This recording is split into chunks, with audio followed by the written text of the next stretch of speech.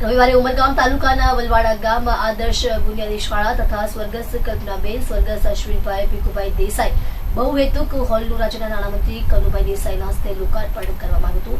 આ સ્થળે પહેલાથી જ શાળા હતી, પરંતુ તે જર્જરિત હોય તેના સ્થાને સરકાર અને દાતાઓની મદદથી 90 લાખના ખર્ચે શાળાનું આધુનિકીકરણ કરવામાં આવ્યું હતું, જે બાદ દાતાઓના સહકારથી બહુહેતુક ઉપયોગ માટે 33 લાખના ખર્ચે હોલનું પણ નિર્માણ કરવામાં આવ્યું।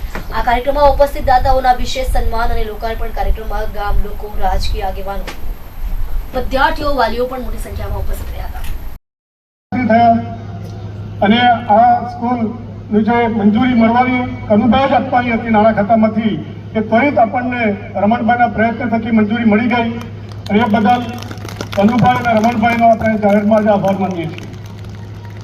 મિત્રો, આ સિવાય પણ કનુભાઈ મંત્રી થયા પછી રમણભાઈની જે નેમ હતી, રમણભાઈનું જે વિઝન હતું, એને એક ગતિ મળી અને આપણા તાલુકાની અંદર એક સર્વગ્રાહીમાંથી 3 કરોડના ખર્ચે સંગાડી રોડ એક મંજૂર થયો, આજે બની પણ ગયો છે અને કદાચ આવો રોડ આખા જિલ્લામાં ન બન્યો એવો રોડ આજે બન્યો છે। એ સિવાય ચણોદ અને અચ્છારીને જોડતો એક બ્રિજ, જે રમણભાઈનું એક સપનું હતું, એ પણ કનુભાઈ દ્વારા પૂર્ણ કરવામાં આવ્યું અને 50 કરોડના ખર્ચે એ રોડનું કામ પણ શરૂ કરવામાં આવ્યું છે અને નવો બ્રિજ મને લાગે 1 વર્ષની અંદર તૈયાર થઈ જશે। આ સિવાય દમણગંગા નદીથી જ્યારે અમદાવાદ તરફ જવાનું હતું તો કરમબેલી સુધી આવવું પડતું હતું, તો કનુભાઈએ દમણગંગા નદી અને મોહનગામ ફાટકની વચ્ચે એક ઓવરબ્રિજ નીતિન ગડકરી સાહેબને કહીને મંજૂર કરાવ્યો અને 40 કરોડના ખર્ચે બ્રિજનું કામ પણ ટૂંક સમયમાં શરૂ થવાનું છે। આ સિવાય આજે વાપીની અંદર, ઉમરગામની અંદર, ધરમપુરની અંદર અંડરગ્રાઉન્ડ કેબલિંગ પણ થઈ ગયું છે।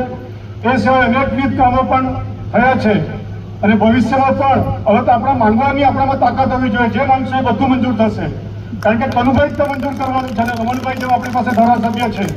તો મને લાગે છે કે આવનારા દિવસોમાં વલવાડા અચ્છારીનો ખૂબ વિકાસ થશે, આજુબાજુના ગામનો પણ વિકાસ થશે અને આજે જે આ પ્રસંગ રાખ્યો છે એમાં ખૂબ આનંદની વાત એ છે કે એક નવું પ્રકરણ અરવિંદ મામાએ જે વાત કરી એ પ્રમાણે પરિવારે જે ખૂબ મોટું દાન આપ્યું છે અને લોકોને પ્રેરણા આપી છે। આ અગાઉ પણ નીતિનભાઈ મહેતા પરિવાર, પ્રદીપભાઈ પરિવાર, રેખાબેન પણ હાજર છે, એ લોકોએ દાનની સેવણી ખૂબ કરી હતી અને લોકોને પ્રેરણા પણ આપી છે। તો ભવિષ્યમાં પણ વલવાડા ગામ અગ્રેસર રહેશે અને આવનારા દિવસોમાં આપણે સૌ પ્રગતિ કરીએ એવી પ્રભુ પ્રાર્થના કરું છું। નમસ્કાર।